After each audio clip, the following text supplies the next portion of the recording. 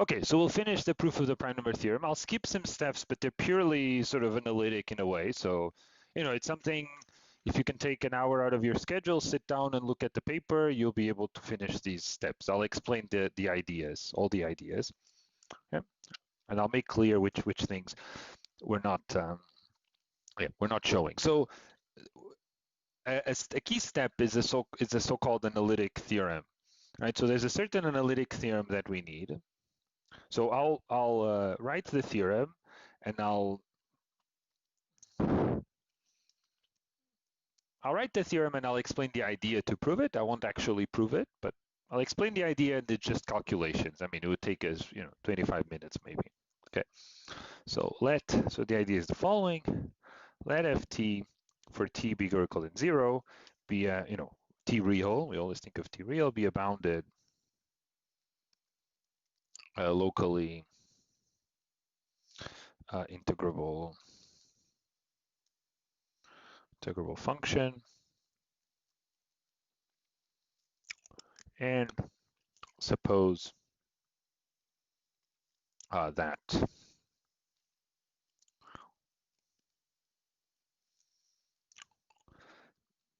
the function that I'm going to define this way, g of z, equals the integral from 0 to infinity f of t e to the minus zt, right? So this is nicely well defined for a real part of z bigger than 0, right? So that the exponential goes to 0.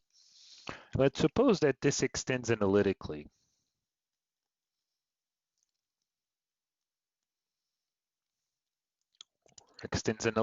To the real part of z bigger or equal than 0. Okay, so suppose that we can analytically extend this function, right? Then the theorem says that then actually the extension to g of 0 is given by just replacing in the integral z by 0. So then the integral 0 to infinity of ft dt exists, right? And is equal to g0. Right, so it's one way to prove that integrals exist and are convergent. Right? That if, when you define g of z this way, if it has an analytic function, this as a continuation, then in fact, the limit, at the point, the continuation at 0 needs to be exactly what you would expect, replacing z by 0 in the equation, and so you prove that this limit exists. Okay, so let me tell you the idea for the proof. We won't actually prove it, but the proof is calculations. I highly recommend taking a look. Like, it will take 45 minutes of your time to go and read through the proof, and I'm describing already here all the ideas, so it should be fairly straightforward to read the proof, I hope, at least. Okay, so proof idea, right? The idea is to for t, for a big T, right, consider a new function gt defined with the integral not all the way to infinity, but to integral to t, right? And since f of t is bounded and local integral and so on, then this is of course very, very nice and smooth. And so if I define this, right, then this is analytic for all of c. All right, this is analytic for z in all of c.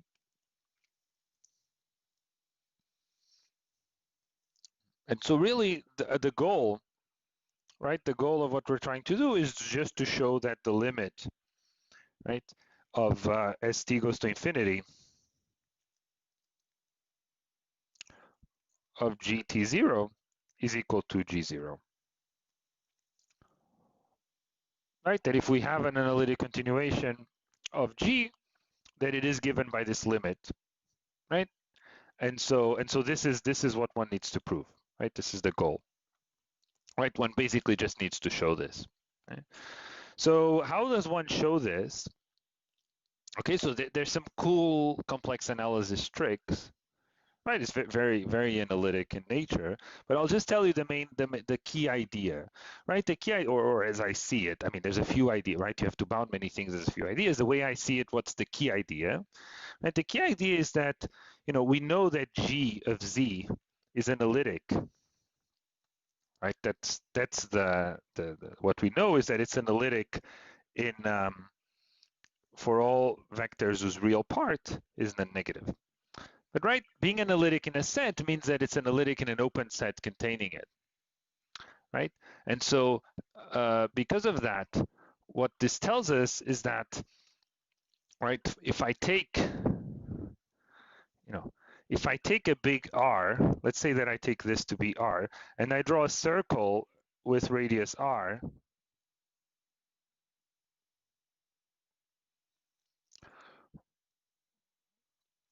right? So this is the complex plane. I know that G is analytic for sure in this side, right? G is certainly analytic over here. But for every R, there also exists, right? For every R, there also exists a delta, right? Because, it's analytic all the way to Z bigger or equal than 0. It's not necessarily that there exists a delta such that I can take it all the way to be analytic in the real part, bigger or equal than minus delta, right? That's not necessarily true. But if I fix myself to being between the imaginary part minus R and R, then something like this is true, right? Because, it might be that the function is analytic, I cannot go on a band bigger than this, but if I now look at just between minus R and R, it needs to be analytic in an open set, right? Containing all of this, so I need to be able to go to a slightly bigger band, okay? And so for every R, there exists a delta such that it's analytic actually in this slightly bigger place. And so I can define the contour that just takes the circle, right? I can take the circle and kill off the circle here with a certain band at delta, right?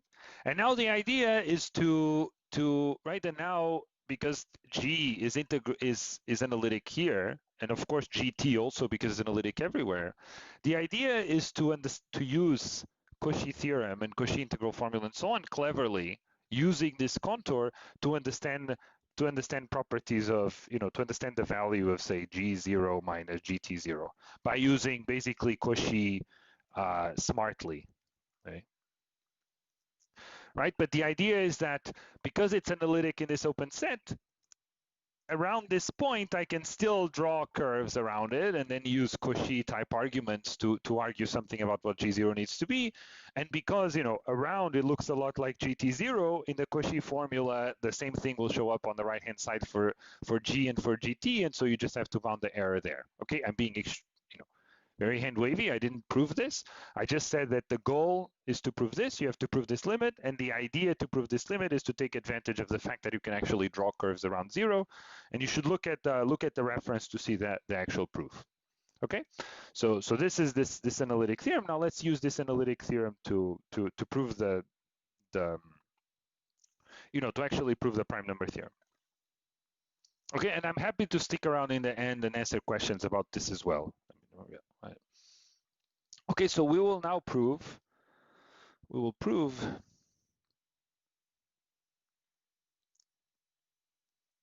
what in that paper is called property 5.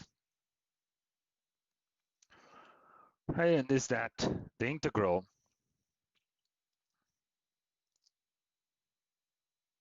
Vx minus x over x squared is dx is convergent. Right, now there's two things we need to do still. I need to prove this statement, and I need to prove that this statement implies a prime number theorem. Okay, let's prove this statement first, and then proving that this statement implies a prime number theorem is rather easy, right? Because, if Vx was not size close to x, right? If Vx didn't behave like x, right? If it behaved like, like 2x or something like this, then you would get an integral of something like 2x over x squared, and it would be like an integral of 1 over x, and those integrals aren't convergent, right? So you just have to put that intuition into a proof, and that's rather easy. So let's do the more interesting one of proving that this is convergent. Okay, and then I'm sure I'll still have time to at least, to prove that this implies a prime number theorem, because it should take just very few minutes. Okay, so this is where we're going to use all the understanding that we got from calculus of residues and all this. Okay, so proof of this. Sorry that I'm going a little faster today, but yeah, I'm happy to stick around longer and answer questions. So for real part of S bigger than 1, right? We define this function, right? Phi s, right? And maybe I should say that, right? It's already kind of being clear that if instead of a 2, I was able to put here something smaller, then I would be able to argue that v of x is even closer to x, right? So like improvements based on Riemann hypotheses are already sort of being, at least apparent here. Just leave that as a comment. Okay, so this was the sum over all primes of log p over p of s. Okay, now I'm going to use the language of distributions. I'm not entirely sure if you've seen the language of distributions. You could, of course, bypass it, but with the time we have, I really can't. I'll just explain what this is in case you haven't seen it, but if you haven't seen it, I'm sure you will very soon. And if not next semester, the one after for sure. Right, so I can write this as an integral in the sense of distributions, right, where right the equality I'm going to use has nothing to do with distributions. I'm just using it as a intermediate step to make the calculation a lot easier, right? Oh, x to the s, not 2, right? So what is the meaning of this integral?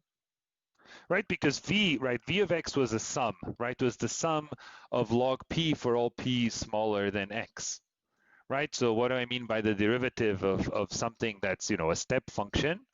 Right, I just mean this in the sense of distributions, that you get the value that you increase by the step, and you get a delta point mass there, right? So when you do the integral of dvx, then what this is this transforms into a sum, right? Because there's this discrete delta functions. This transforms into a sum where you get the increment at the points x on which v of x changes, which is exactly when x moves over a prime, you get exactly the increment, which is log of p, and you divide by or write the value of the integral, right? So you get sum over all primes, which is the place where vx jumps, and you get the increment, which is log p, and then there's a denominator xs, which becomes the p of x. Okay, but now in this language, I can use, I'm missing the name, integration by parts, right? Of course, you could integration by parts. I'm sure there's an elementary way of proving this, would just take a lot longer, right? And if I do integration by parts, then what is this? This is just, right? I have, okay, so I'm gonna take the primitive, right? I'm gonna take the primitive on the dvx, and I'm gonna take the derivative on xs. So, right, I have now the integral from 1 to infinity, right? And now I have vx, and now I have to take the derivative on the other guy. So let's do that.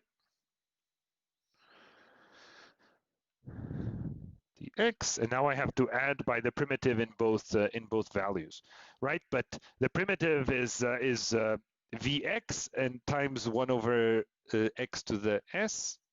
But when s is 1, then vx is 0 because there's no prime up to 1. And when x is when it's infinity, because right the real part of x is bigger than 1, then it's also right. You also get 0. And so this, I just get 0 here, right? Because x to the s is too big, is too small. No, too big, right? So you get vx over x to the s, and this just goes to 0. Okay, so this, I can rewrite this as, maybe let me write it here, as s integral of 1 to infinity of s v x. Right, and this integral itself has nothing to do with distributions, right? So you can just try directly to prove that this sum is equal to that integral. I'm sure one can do this, but it would take, rather than 2 minutes, it would take 10, since we're short on time. Okay, so now let's do a change of variables.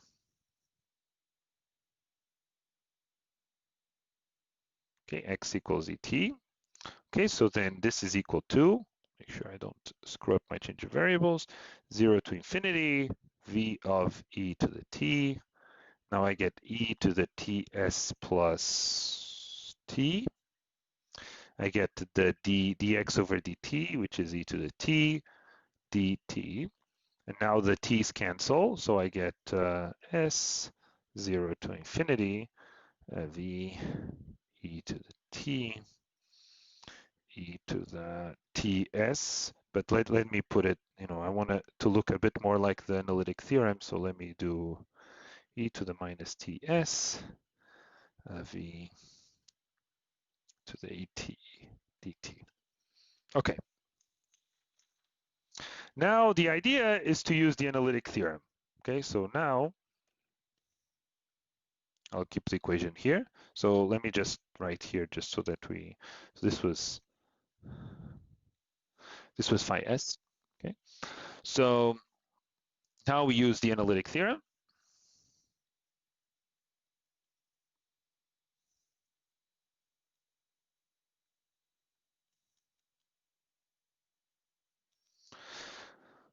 Okay, and with which functions, okay, basically we're going to use, right, the function is going to be this e to the t, this v, right? But you know, it would to explain why these are the functions, we would go back to the other integral, work it out. I'm just going to write the functions, and then we're going to see it's going to look like magic. But you can imagine that it's not magic, right? You just have to go check exactly, right? You don't really want v to the et. You want like v to the et minus et over e minus t to t, but then some things simplify and you get a slightly different equation. So I'm just going to write it.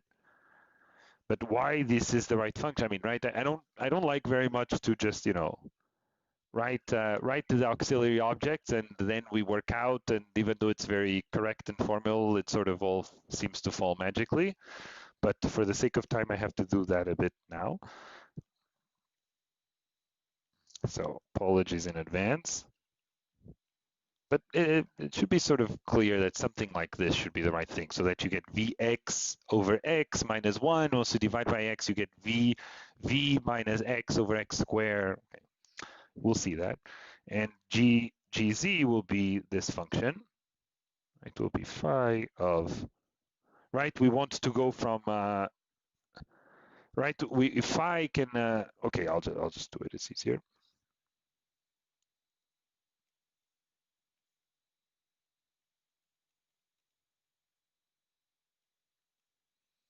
Okay, so let's see that this is actually, I can actually apply the analytic theorem here. Okay, so let's check that this is check that that we can apply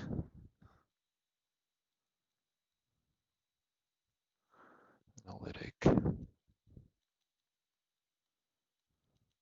we can apply the analytic theorem. So let's compute. Right, let's take g of z plus 1 over z plus 1 minus 1 over z, and let's see what we get. Okay, let's just compute this integral. So this is 1 over z plus 1 times, now what do I get? I get phi, but what was phi? Okay, let's see over there. So phi of s, so phi of z plus 1 was z plus 1. Oh, sorry.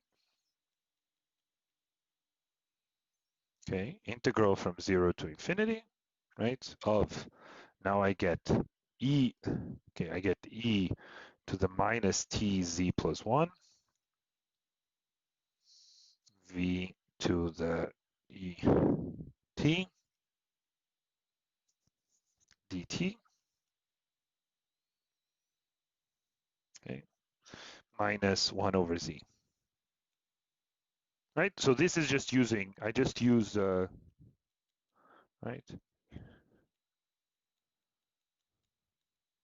using sharp. Okay, so now this is equal to what? The z minus 1's cancel, I get z 0 to infinity, integral of, um, so how do I want to write this? Yeah, so I want the minus z to the t to show up, so 0 infinity e to the minus t z, e to the minus t v to the et, so it's almost showing up what's up there, dt minus 1 over z, right? But, you know, 1 over z, maybe I'll do this with another color. All right, 1 over z is the integral, right? If I put a minus 1 there, why? Because e to the z is just the integral from to infinity of this, right? Just take the primitive, right? Would be like minus, right, minus 1 over z e to the minus tz. And so you get exactly this. And so if I do that, I get exactly what I wanted. All right. I should make clear that. So that, right? Okay, so this is integral from 0 to infinity, e to the minus tz. And now, right, there's another e to the minus tz coming in, so I get exactly what I want. I mean, right, this is why we define these functions. Okay, so now that we have this, at least the formula holds. Now we have to argue a few things, right? So I'll do this somewhat briefly. So one, f of t is bounded. Right, it's locally integrable, that's fine, but it's bounded, right? Why? Because, right, we proved that v of x was smaller or equal than a constant times x, right? So, v of et, e to the minus t is smaller or equal than a constant, right? That's why this previous result of Chebyshev was important. Okay, so it's bounded. Okay, good. Then two, that extends, right? G of z extends. Right, and this is where we needed to understand that there were no zeros of the Riemann zeta function at the real part z1, right? So that g of z extends to the real part analytically.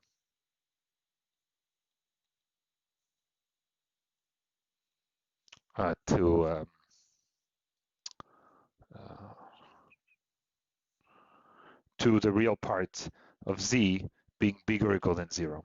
Okay, and so why was that? Make sure I have the right thing on my notes.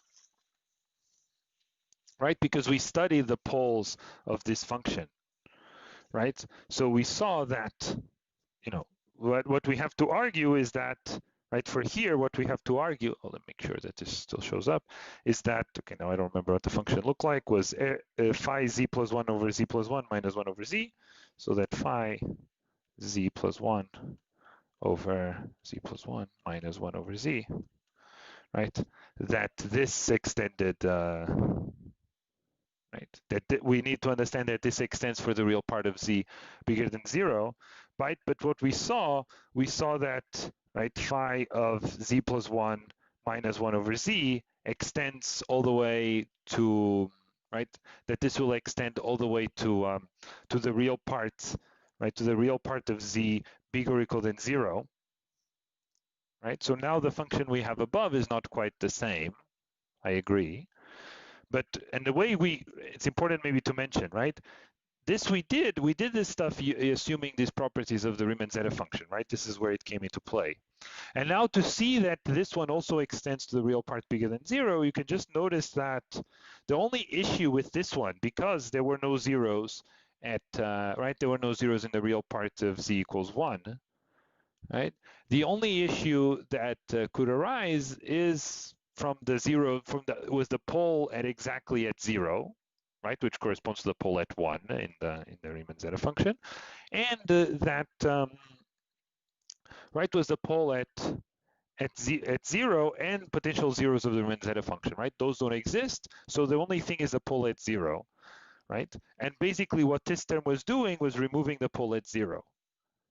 Right, but if you work out the residue, you see that the pole of 0 of this is exactly the same residue, right? And so this is removing the exact same residue, right? And so this will analytically continuate still the exact same way, right? So we get that this analytically continuates to the real part of z bigger or equal than 0, right? And the proof is this, right? The only issue this function has is the pole at 0, and it's being if it was removed here, the residue is exactly the same, so it's being removed there too.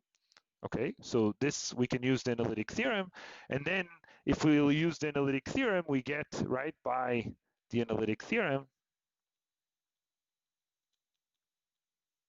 we get that this integral exists, right? So the integral to infinity of e to the minus t v e t minus 1 dt exists, right? And so now we just do the change of variables back, right? X equal to et, right? And so if we do that, we get what? We get integral from 1 to infinity of 1 over x v x minus 1, and then we get 1 over x, right, from the derivative of the logarithm, dx. So this integral exists. Okay, and now what is this?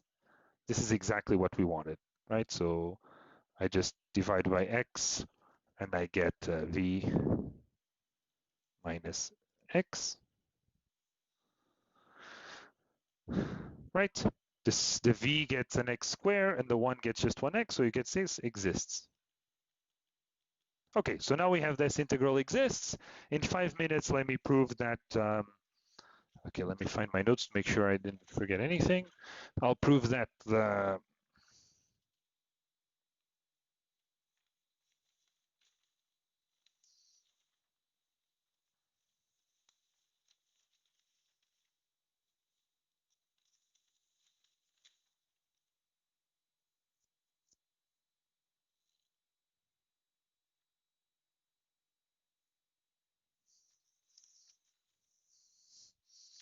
okay, so now, yeah, so keep in mind that, right, we were using, when we talked about analytic continuations, we talked about this analytically continuating to s real part of s bigger or equal than 1, but it's of course the same as this analytically continuating to real part bigger than, right, bigger than, right, than 0, okay.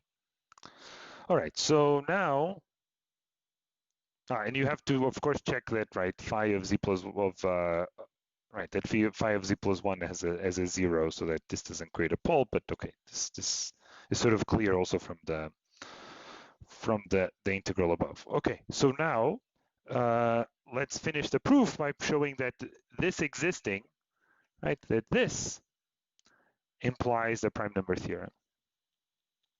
Okay, so this is, I know, quite fast.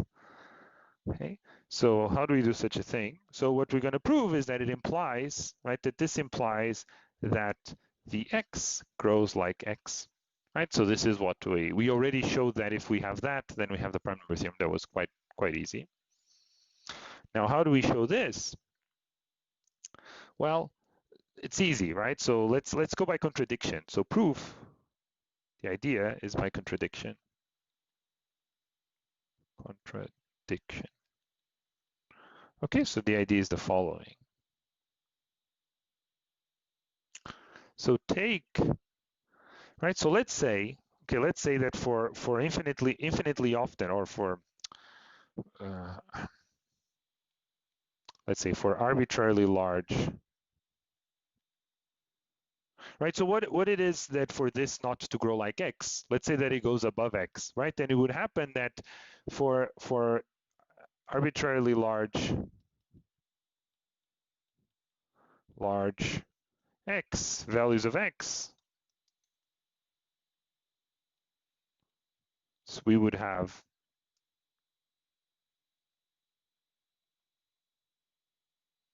Vx being bigger than x by more than a constant, right? So there would exist lambda bigger than 1, such that for arbitrarily larger values of x, we would see this once in a while, right? Not that we would see this always, but there would be, for arbitrarily values of, maybe I should say, okay, of c, there would exist x such that x bigger or equal than c, and, right, that's what I mean precisely. And this is true, okay? So let's say that let's say that we have that, right? Then what would this imply? Okay, let me see.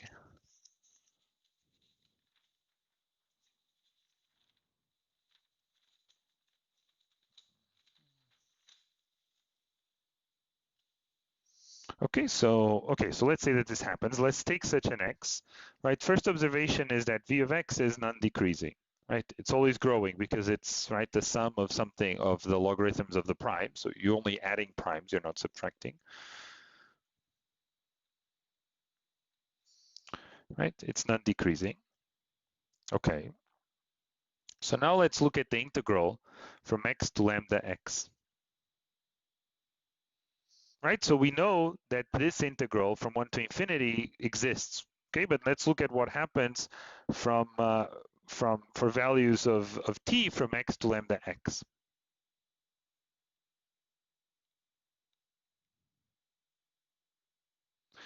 Right? If this is if the integral is to converge, right? If this integral is to converge up here, then it must be that for arbitrarily large x's, this integral must go to 0, right? This must go to 0, right? Because we're looking at the leftover of an integral, and if the integral converges as x grows bigger and bigger, this for sure needs to go to 0, right? This quantity needs to go to 0 as x goes to infinity, for sure. Right? And that's the contradiction we're going to find, right? We're going to see that this keeps itself away from 0.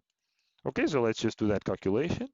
So v of t for t between x to lambda x is always bigger or equal than the value of v at x, right? So this is bigger or equal than x, lambda x, v of x minus t over t squared dt, right? No, because t is bigger than x, bigger or equal than x.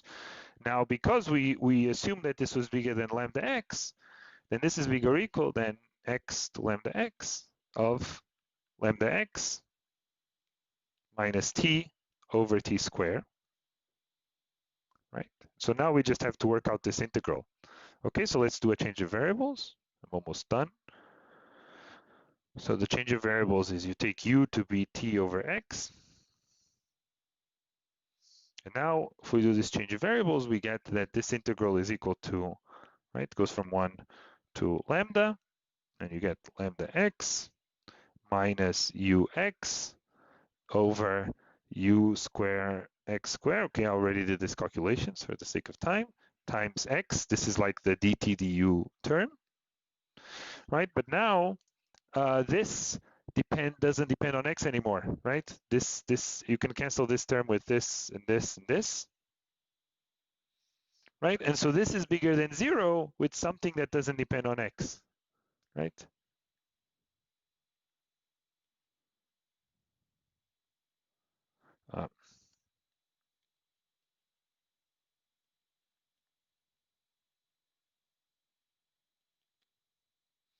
Right? This integral doesn't depend on x and is bigger than 0, so they couldn't possibly be, right? Because the integral converges and exists. So it must be that this goes to 0 as x goes to infinity. So if infinitely often you would have that actually you would be above, right? If infinitely often you would see values for which this happened, then the integral couldn't possibly converge. Okay. Now, of course, that's not the only, it could be, right? We're proving that it grows exactly like x. So one needs to also do the same argument, right? So do the same argument for if Vx is smaller or equal than lambda x infinitely often for arbitrarily large values. Large values for some lambda smaller than 1. Right, in exactly the same sense. And the proof is exactly the same, right? Instead of doing the integral from x to lambda x, you do from lambda x to x, but it's the same proof. Right, and so this finishes the proof of the prime number theorem, right? So it's done. Okay, this was quite fast because I wanted to not go over time in the last lecture and have a bit of time for discussion. But this is the whole proof, right? I mean, for you to really, you should now take a look at this paper that I posted a reference and just read it again because this is not something that's that easy to digest in just an hour or two. Take maybe another hour to read it, but this is the idea of the proof. And here you already see, right, that the key thing was to show that these integrals converge was that there were no zeros of the Riemann-Zeta function. And you can already see that if you can push, right, if you can push this 2 to something smaller, you can say more about how v of x grows like x even closer than just when you divide is 1, right? And so you can already see here a bit the importance of the Riemann hypothesis, right? I mean, of course, we need to sit down and work it out, but at least it shouldn't be a shock now. Yeah. So, okay, so I think, yeah, this is the end of the proof. So I'm happy to, yeah, to answer any questions that any of you might have, and I'll stick around. Yeah, I'll stick around to answer any questions. All right, thanks so much for, I know listening to online classes is rough. Yeah, teaching them is also not quite as fun, but yeah, thanks for, tuning in every week, and I hope you enjoyed complex analysis.